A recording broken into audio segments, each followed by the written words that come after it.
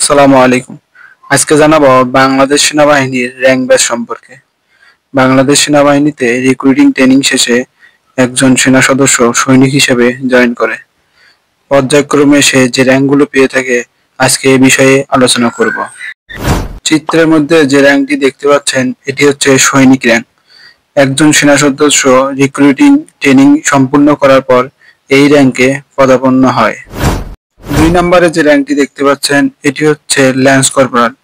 একজন সেনা সদস্য দীর্ঘদিন চাকরি জীবন অতিবাহিত করার পর বিভিন্ন রকম কোর্স ক্যাডার করার পর তাকে এই র্যাঙ্কটি প্রদান করা হয়। এই র্যাঙ্কটি হচ্ছে কর্পোরাল র্যাঙ্ক, যাকে এনসিওসও বলা হয়। এনসিও শব্দের অর্থ হচ্ছে নন কমিশন অফিসার। একজন সেনা সদস্য কমপক্ষে ১৫ থেকে ১৬ বছর চাকরি জীবন অতিবাহিত করার পর বিভিন্ন রকম কোর্স ক্যাডার এবং পরীক্ষা দেওয়ার পর কর্তৃপক্ষ এই র্যাঙ্ক প্রদান করে থাকে। কর্পোরাল র্যাঙ্ক থেকে এনসিওস কোর্স বা এনসিওস অ্যাডভান্স কোর্স সম্পূর্ণ করার পর একজন সেনা সদস্য চাকরি কমপক্ষে ১৮ থেকে ২০ বছর সম্পূর্ণ হওয়ার পর বাংলাদেশ সেনাবাহিনী হইতে এই র্যাঙ্কটি প্রদান করা হয়। এই র্যাঙ্কটিকে বলা হয় সার্জেন্ট র্যাঙ্ক। এটা একটা নন কমিশন অফিসার্সের র্যাঙ্ক। এখন যে র্যাঙ্কটি দেখতে পাচ্ছেন, এটাকে বলা হয় জেসিওস র্যাঙ্ক। জেসিওস র্যাঙ্কের প্রথম স্টেপ হচ্ছে ওয়ারেন্ট অফিসার। দীর্ঘদিন চাকরি জীবন অতিবাহিত করার পর বিভিন্ন রকম কোর্স ক্যাডার সম্পূর্ণ করার পর চাকরি কমপক্ষে ২০ থেকে ২২ বছর সম্পূর্ণ হওয়ার পর এই র্যাঙ্কটি পরিধান করা হয়। জেসিওস র্যাঙ্কের দ্বিতীয় ধাপ হচ্ছে সিনিয়র ওয়ারেন্ট অফিসার, যার ২টি স্টার থাকে।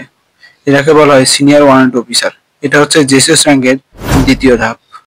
একজন সিনিয়র জেসিও মানে জেসিওস র্যাঙ্কের সিনিয়র জেসিও যে থাকে, তার চাকরি কমপক্ষে ৩০ থেকে ৩২ বছর সম্পূর্ণ হওয়ার পরে সে এসএম র্যাঙ্কে পদার্পণ করে।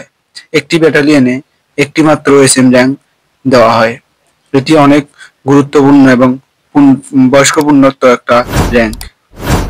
ব্যাটালিয়নের এসএম স্যারের চাকরি ১ বৎসর পূর্ণ হলে তাকে দ্বিতীয় ধাপে আরেকটি র্যাঙ্ক পরিধান করা হয়, যেটাকে বলা হয় অনারারি লেফটেন্যান্ট।